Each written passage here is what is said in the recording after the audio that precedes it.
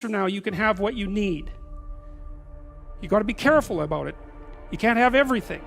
You can have what would be good for you, but you have to figure out what it is, and then you have to aim at it. Well, my experience with people has been is if they figure out what it is that would be good for them, and then they aim at it, then they get it.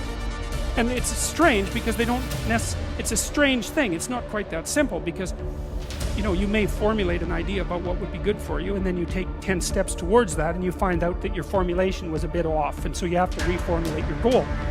So you're kind of going like this as you move towards the goal.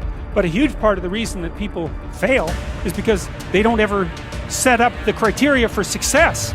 And so since success is a very narrow line and very unlikely, the probability that you're going to stumble on it randomly is 0. And so there's a proposition here, and the proposition is if you actually want something, you can have it. Now the question then would be, well, what do you mean by actually want? And the answer is that you reorient your life in every possible way to make the probability that that will occur as certain as possible. And that's a sacrificial idea, right? It's like you don't get everything, obviously,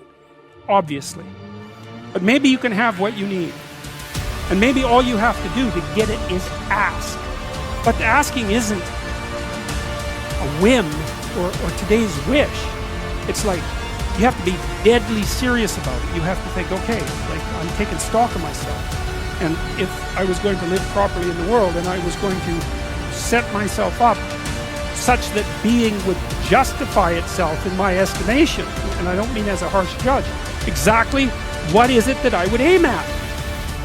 And often people won't specify their goals too because they don't like to specify conditions for failure. So if you keep yourself all vague and foggy, which is real easy because that's just a matter of not doing as well, then you don't know when you fail.